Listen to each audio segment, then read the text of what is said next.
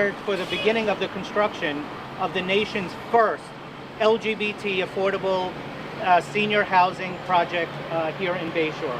This is an exciting day for Long Island. This is an exciting day for the LGBT community and our LGBT seniors, and there's no better way to continue to celebrate Pride Month than to continue to make history and a dent here on Long Island and in the nation's suburbs so that we can show the rest of the nation how this work gets done.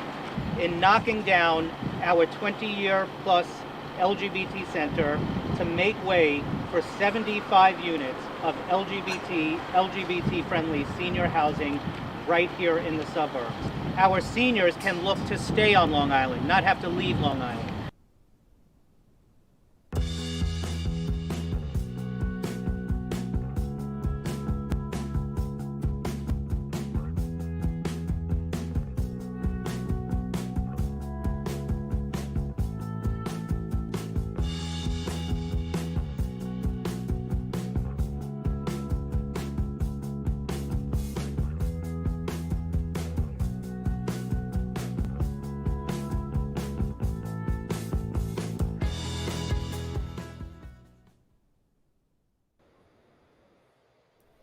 Hello, everyone, and welcome to the LGBT Network's live town hall on our LGBT-friendly senior housing project in Bayshore.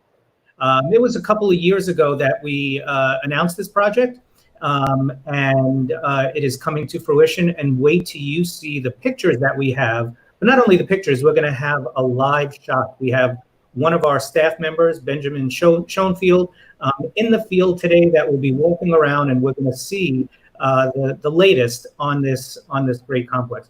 Let me just tell you a little bit about the LGBT network for those that don't know. The LGBT network is, I think we're getting some feedback here, and sorry about that. That's live TV or live virtual stuff that we're doing right now. But the LGBT network has been around for 27 years. It first started as Long Island Gay and Lesbian Youth back in 1993, and we've grown so much, as many folks here know. We've grown to be a network of organizations that serve our LGBTQ communities of Long Island and Queens throughout the lifespan. So while it started out as legally, we added several other organizations, including the one that we're going to focus a little bit on today, a little bit more on today, which was formerly known as Sage Long Island, but has been rebranded as Long Island Sage. And so the reason why we rebranded it Long Island Sage is because everyone always drops to Long Island. And it's real important that we include Long Island in the name, because it's our seniors on Long Island who are a little bit more isolated. And as we talk about the need for this project, that's going to be real important, talking about our LGBTQ seniors in the suburbs. So that's just a little bit about the network. If you're watching us today, you're already watching us on either Facebook, YouTube, LinkedIn, or Twitter, or Twitch, all of the social media channels. Consider hosting a watch party. And after this town hall, you could turn in tomorrow for another town hall on another important issue on Vote 2020. We are launching a campaign tomorrow called Vote Proud 2020, and I'll be hosting the town hall with my co-host, Louis Bradbury, and our first guest tomorrow is Jay Jacobs, who's chairman of the New York State Democratic Party. But today we're here to feature an exclusive look at LGBT Network's groundbreaking historic project. It's Long Island's the first in the suburbs, and the only affordable LGBT-friendly LGBT senior housing complex. We're going to have, like I said before, we're going to have a sneak peek. We're going to hear from our developer, Flore, as well as the property manager. We're going to talk to one of our Long Island Sage members, Joey Rella, a little bit later, so that we could really hear from the voices of our seniors and our elders about why this project is so important. And so let me just tell you a little bit about, actually, you know what, let's bring Flore on. Flore is going to be coming on now, and let me tell you a little bit about him as he comes on. And there's Peter. Hey, Peter, welcome. Hello, can you hear me? We can hear you, I think. Peter is a leading developer of affordable housing in our region. Peter's from DNF Development, which is a major housing and development leader in our region and the lead developer of this historic project.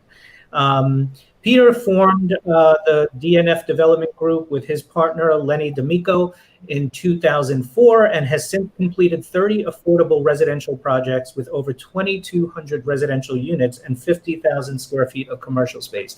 And this is quite an accomplishment building affordable housing anywhere, but particularly on Long Island, where there are so many hoops that one has to go through.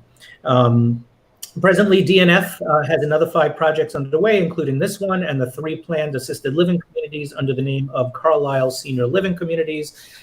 Peter is the chairman of the Queens and Bronx Builders Association.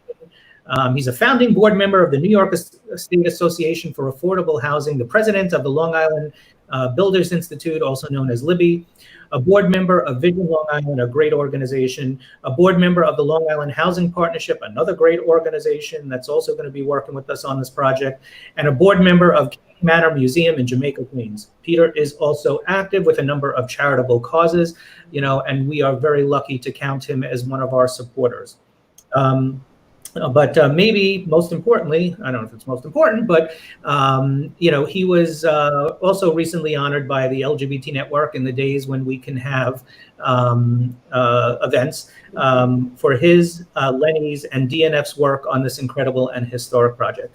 So welcome, Peter. We are so glad to have you here today. It's been incredible working together over these last couple of years. But maybe if you could just tell a little bit more about yourself and share what this first of a kind project, LGBT friendly, affordable. Thank you, David. Can you hear me okay? Yes. Okay, wonderful. I just also want to introduce Katrina Brown, who is seated with me here, who's waving. Who is Vice President of LTD Management, who is our management group, and oversees all of the residential units that we have in the portfolio, in the affordable housing portfolio. So it's a great pleasure to be with her and with you today. This is one of the most exciting projects that we've worked on. It is groundbreaking, as you mentioned, in that it's the first of its type on Long Island. I'm hoping you can hear me clearly because I'm somewhat obstructed by this mask, but we are really looking forward to completing this. As you know, we are both developer, builder, as well as manager. So we carry the project all the way from inception through completion and management, and then we remain on for a minimum of 15 years after the building is complete in a management and an ongoing role. What's also exciting about this particular project is that not only is it an LGBT friendly senior housing, but there's also a set aside for 15% of the units for our most vulnerable, frail elderly seniors. So there's a special needs set aside, and we are going to be working closely with the LGBT network on the operations and helping out those seniors who are most in need. If you'd like, I can get into a little bit more of a discussion about the affordability aspect of this, and then we can get into the process, the application process, and what will be entailed in that if you would like.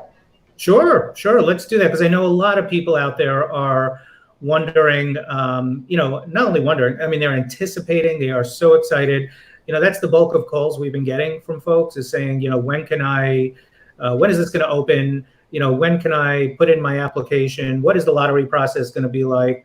We may not have all the answers to that now, but whatever we have that we can share would be great. And as you're talking, there are pictures that are going up from pictures that were taken back in February, right before the pandemic started, to some of which is current as of last month. And soon we're going to have a live shot from there that maybe we could talk through as well. But sure, Peter, go ahead and let's give our folks some more information about where we're at.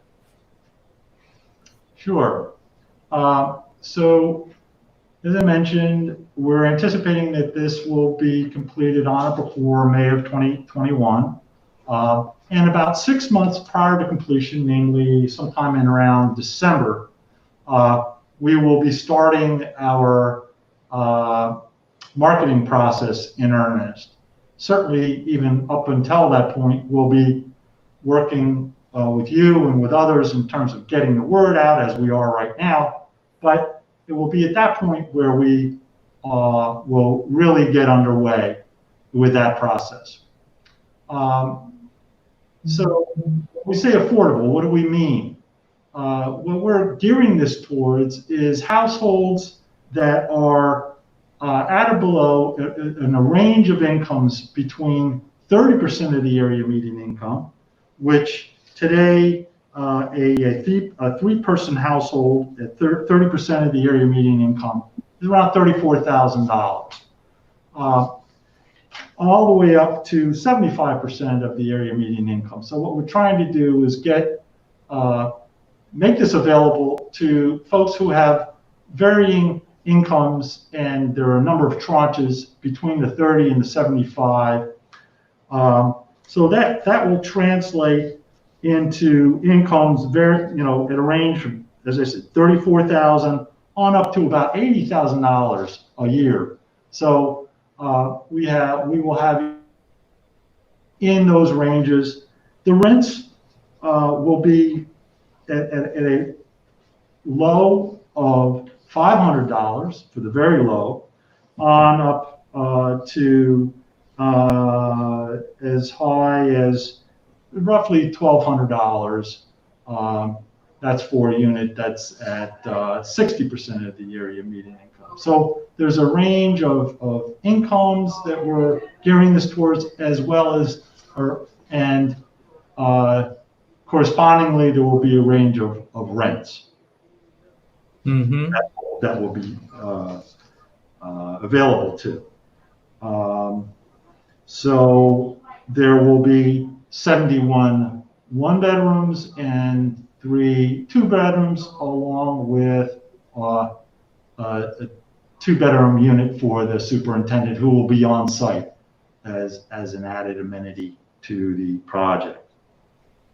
Sure. So a total of 75 units altogether. 75 units, yes, in a 4-story building with about an equal number of parking spaces in the back part of the building, as you can see from the pictures. Oh, great. Yeah. So, let's talk about what. So, I mean, so it really does sound like, there's somewhat of a range, I guess, of what the rentals will be based upon the, someone's income and the area median income, and it's really a great range that will make it a affordable, mixed, if you will, development. But what also makes this project unique is that there's a community center attached to it. I don't know, maybe if you want to just talk. Yeah. I mean, we both could talk a little bit more about that, but let's talk a little bit more about that. Just real quick. Sure. Absolutely, and that is very unusual. The building will be, even though it's a rental building, it'll be condoed. So the LGBT network will own an 8,000 square foot community center, which is very unusual for a building with affordable housing in it. It's the first of its type that we've ever done, and was done in conjunction with the state. State helped to fund that, and we were very grateful, I should add, to the state in general for the funding on this overall project. On the project overall, they provided the tax credits and the low interest loans, and also want to thank Suffolk County for their involvement in providing funding, all of which was extremely critical. But the 8,000 square foot community center will be located on the ground floor, and it will be a very important part of the everyday lives of the folks that are living in this building, and will be a really wonderful amenity. And we're looking forward to that opening up as soon as possible. We anticipate, of course, that will also be opening up at around the same time that the residential portion of the building is opening. Right. And do we have I mean, I know this is kind of hard to do, and thanks for bringing up that, the state and the county have been supportive of the project, and also how we work together, and how the town of Islip, particularly Supervisor Angie Carpenter, not came around, but always has been supportive of our organization being in Bayshore, and remaining in the town of Islip. So the town of Islip certainly, has been a partner in the project as well. Yes, Yeah. Extremely helpful, and we continue to look forward to working with them. I should add that they were also part of the financing package, in that the Islip Industrial Development Agency provided a 15-year payment in lieu of taxes, which will substantially reduce the taxes on the building to allow it to remain affordable for that period of time, and hopefully then beyond. So they put their money where their mouth was. And the town of Islip CDA, community development agencies, and really all community development agencies, but that's a topic for another town hall. And IDAs, are really helpful to business, to projects like this, affordable housing, that has community facilities such as ours. So kudos to the town of Islip IDA, and just, speaking from, a service perspective from the LGBT network, the town of Islip CDA has been just a tremendous support to our organization to be able to provide more services as well. Katrina. Yeah. Hello. Property manager, right? She's the director of all property managers, so she'll be overseeing the property manager who will be overseeing the site, who has not yet been identified. We're in the process. In the process. Okay, cool. Of identifying who that lucky person will be. Mm-hmm. So we certainly that is something else that we should talk about as we move forward. Sure. No, definitely. I'm sure we will. And I'm sorry, as I was asking a question, I went into thanking the CDAs and the IDAs.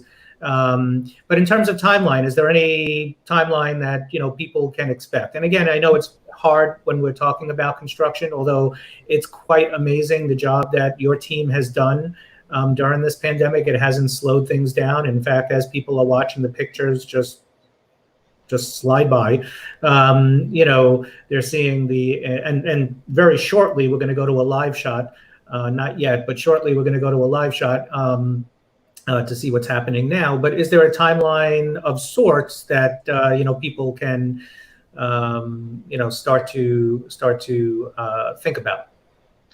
So as mentioned, we're still targeting a May 2021 completion, which would put us, starting the official marketing process sometime around December, towards the end of this year. That we'll start that process, and Katrina will be involved in that, and maybe can talk a little bit about what that process is going to be, if that's okay, Dave. Sure. Okay, so once we allow to start marketing, just like Peter said, sometime in December, we have to market for 60 days. So applicants have the time to put in their application, either by mail or by email. After the marketing period is over, then we will hold the lottery. Not sure where the lottery is going to be held at, but more at a place that's convenient for people to get there so they can, attend the lottery. And that's how the lotteries established is the waiting list and how persons are called.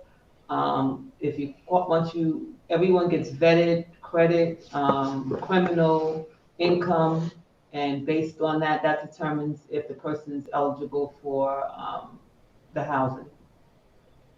Okay.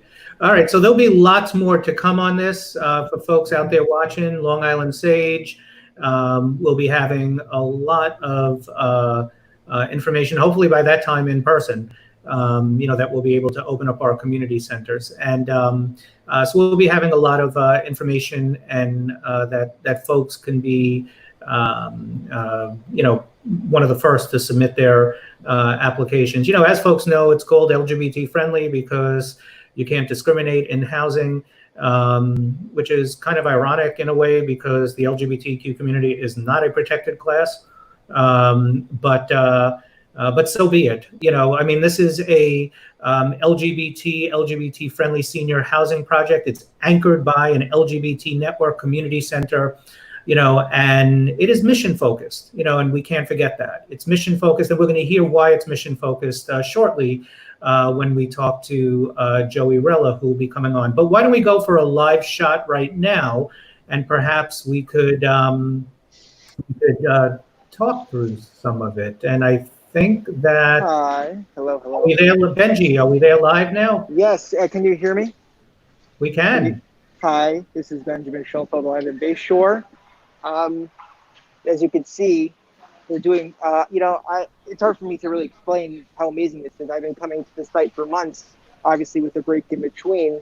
I've been coming. I remember when they were just building the second floor, and now there's a roof.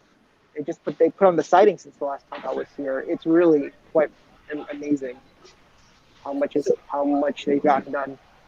So cool, yeah, because you've been going down there a lot, taking pictures, taking videos, so that we can show the community an update on it.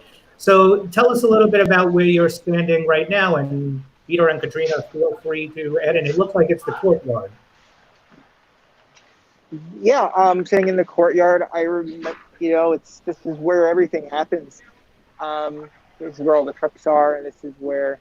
I remember there used to be a trailer here, but it's not anymore. I don't know much about construction, to be honest with you, but I'm sure Peter and Katrina can better elaborate on what we're seeing right now. Yeah, what you're looking now, if I'm correct, the ground floor of what you're looking at will be the backside of the LGBT center, and then above that will be the 3 stories of residential apartments above.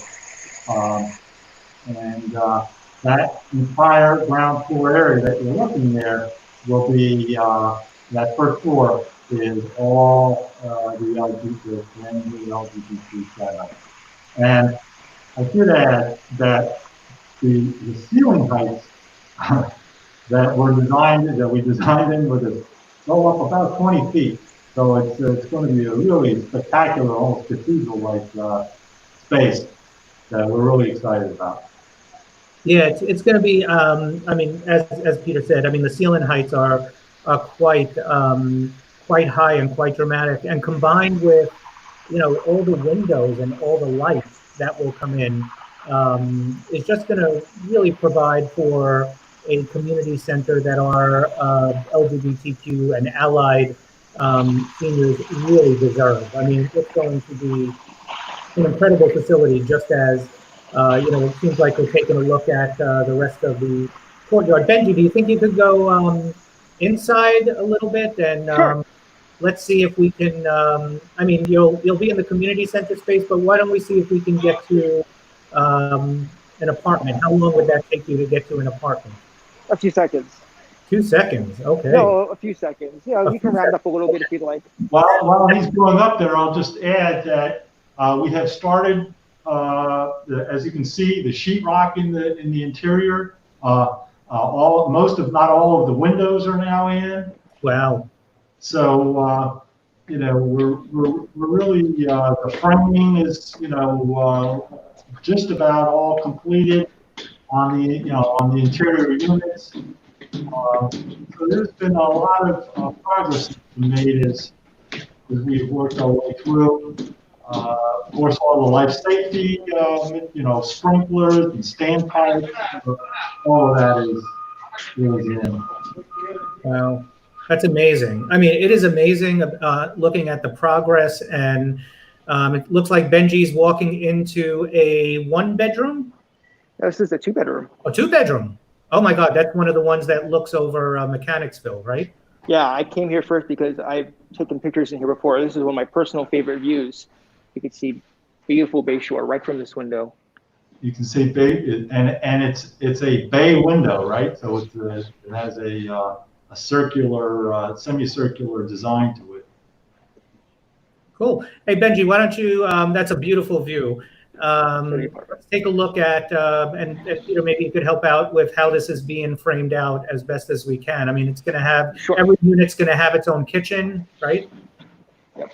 Kitchen will be right here. See, there's some pipes and stuff sticking out, and no appliances yet, but this is where the kitchen will be, right over here. So Peter and Katrina, a 2-bedroom will have obviously its own kitchen, a living. Maybe if you could just share a little bit about what the unit will have as Benji walks through. Kitchen and a full bath with either a shower or a bathtub incorporated into it, depending on what the needs are. There will be all the units are handicapped adaptable. And 15% of them are handicapped accessible. So they'll have all of the necessary items, grab bars and the like, and the distances between, the width of the doors and so forth for wheelchair accessibility.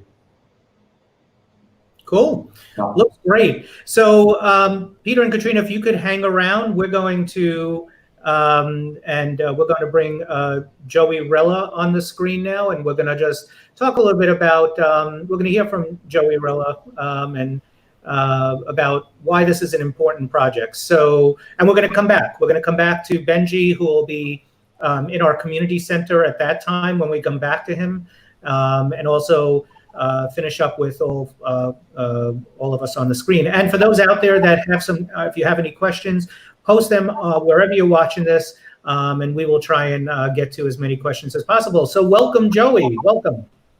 Nice seeing you, David. Good seeing you too.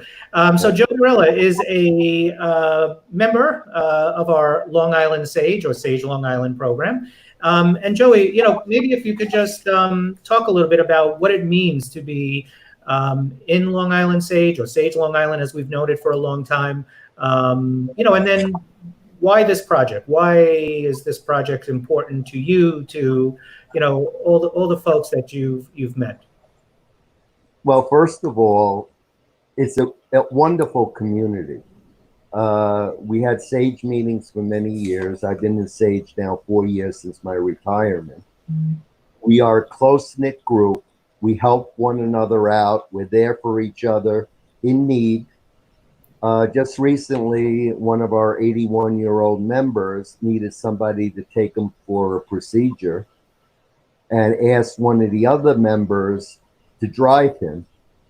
And he, volunteered right away to do it. So it's leaning on each other. And to have this project and this community to be with each other, to depend on each other, to support each other is very, very important in my view.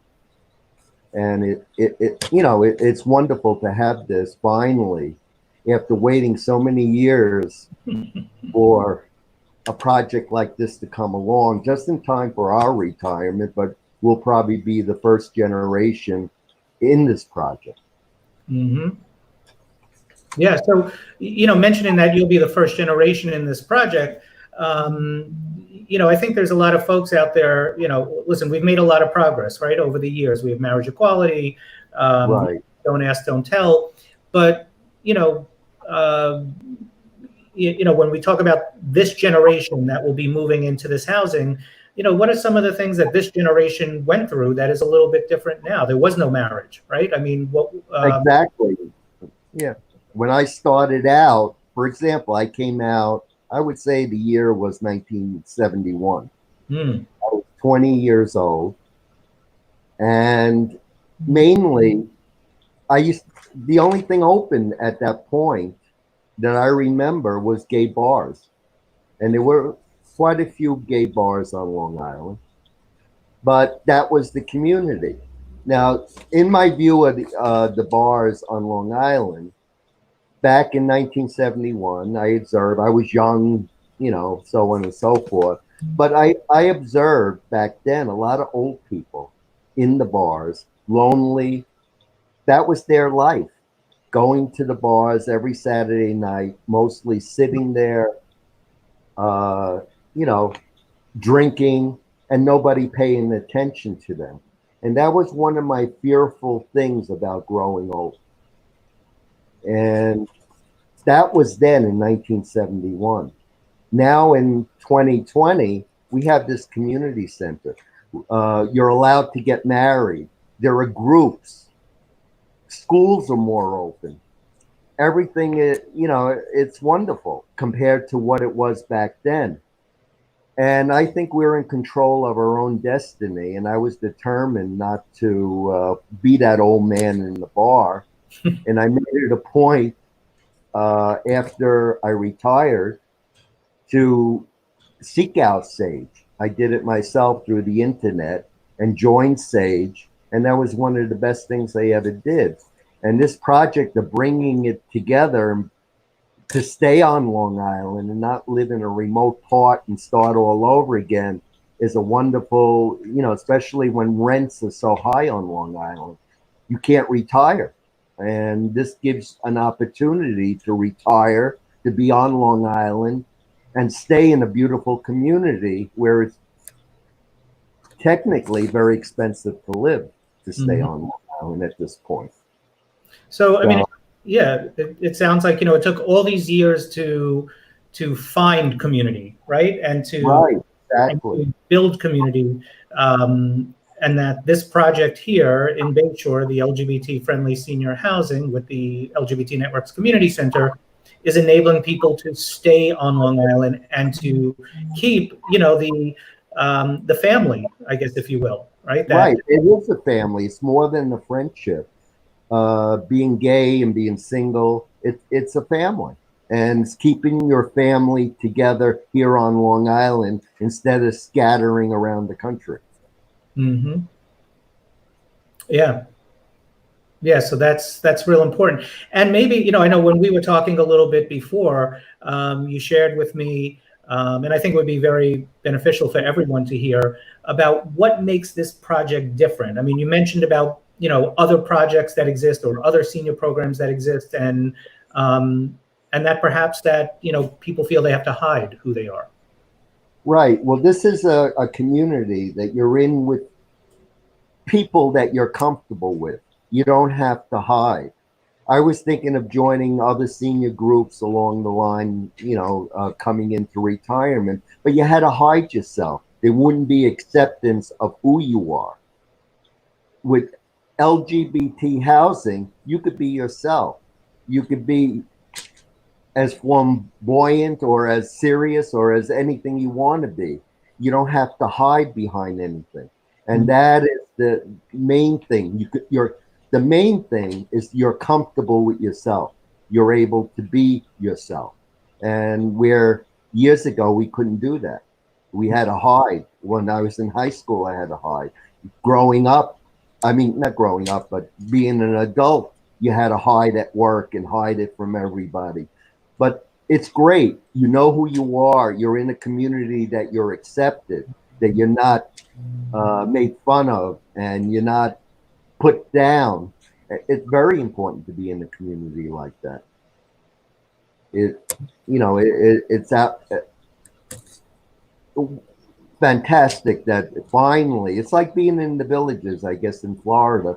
There's a gay section, and you're with your own kind, but not everybody could afford to live in the village, unfortunately.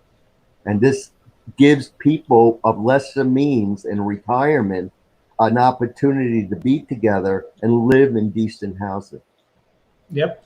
Thank you, Joey, for for sharing all of that, because that is so powerful, everything that you said. And I think it's important for folks to realize that, all these rights that we have now, and there's still a lot more that we need to do, but even, all the rights that we have right now, we have your generation to thank, because, you were fighting the fight when it wasn't easy to do so. When, schools didn't have gay straight alliance clubs like they do now, or when, we didn't have the employment protection laws that we have now, and we didn't have marriage that we have now.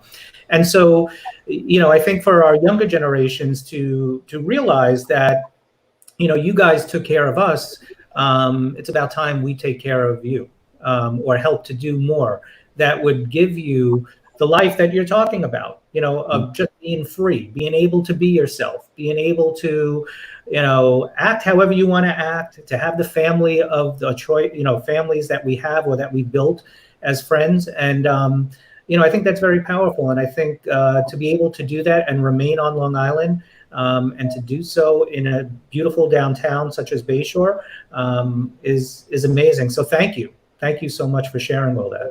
Thank you for letting me be on this program.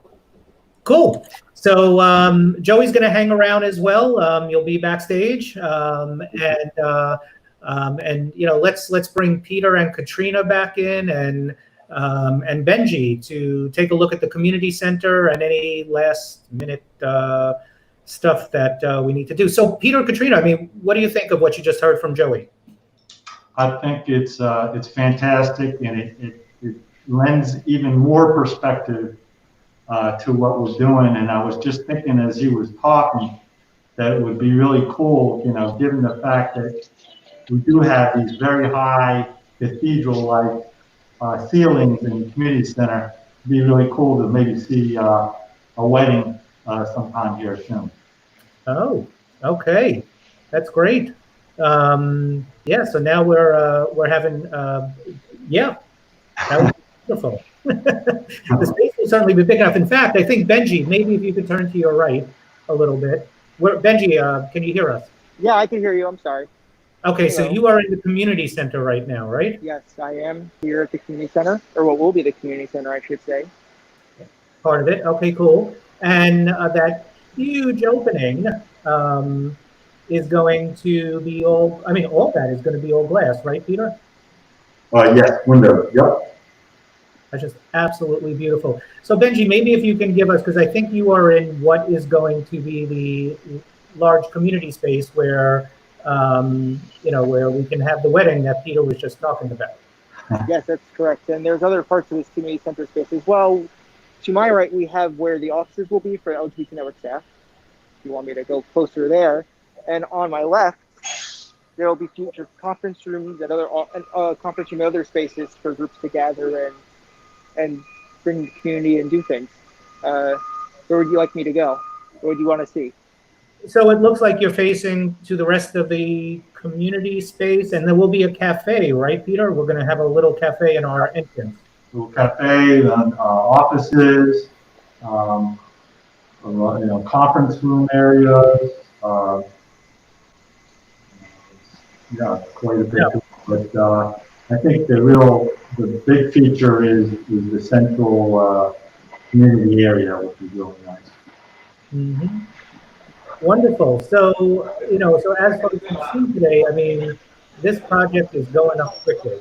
You're seeing live construction right now as Benji's walking around. We've heard from Peter and Katrina about what the process is going to be like, and certainly from Joey Rella about why this is so necessary and why this is important. We're hoping that, as this project moves along, that folks can continue to support the LGBT network as we continue to provide and develop community for folks like Joey, and how important that is. We appreciate everyone's support that we've had so far. This pandemic, has been hard on everyone, but it's just so rewarding to see that that's the community room we're seeing. Unbelievable. and what a treasure this is going to be for the residents of this complex, but also for the LGBT community of LGBTQ community of Long Island and the local Bayshore and town of Islip community as well. So, Peter, Katrina, is there anything you want to add before we close? No, I just wanted to add that as you're going through this space here, you'll see that there's an interconnectedness to the residential space. There is also a small sort of sub-community area that will be part of the residential complex, but what's wonderful about this is that it's all very much integrated and easy to get from one area of the building on that ground floor into the other. So we fully expect that the residents of the building will be able to make easy use of this space, along with the rest of the community that will be, I think, really interested in coming down. Yeah, that's a great point, Peter, in that how everything is connected, to one another for easy access, and also for the services that the LGBT network is going to be able to provide to the residents, to the residents as well, including those who are frail, elderly. All the folks that are living in these residences and all the folks that are part of Long Island Sage Long Island, are going to have a full range of comprehensive social and support services, so that all of our LGBTQ elders can remain on Long Island, whether it's in this residence or whether it's living somewhere else on the island. And having this development, having this housing, and having the connected community center and the other connected community facilities, it just goes a long way to ensuring that the quality of life that our LGBTQ elders have will be at the highest level possible. And that's something that we need to, live TV. That's something that, we need to ensure as a community, that we take care of our elders. We make sure that they're living their golden years, as happy, as proud, and as free as possible. And as Joey Rella said before, when they go to other programs, or when our LGBTQ elders go to other programs, many of them feel like they have to hide who they are.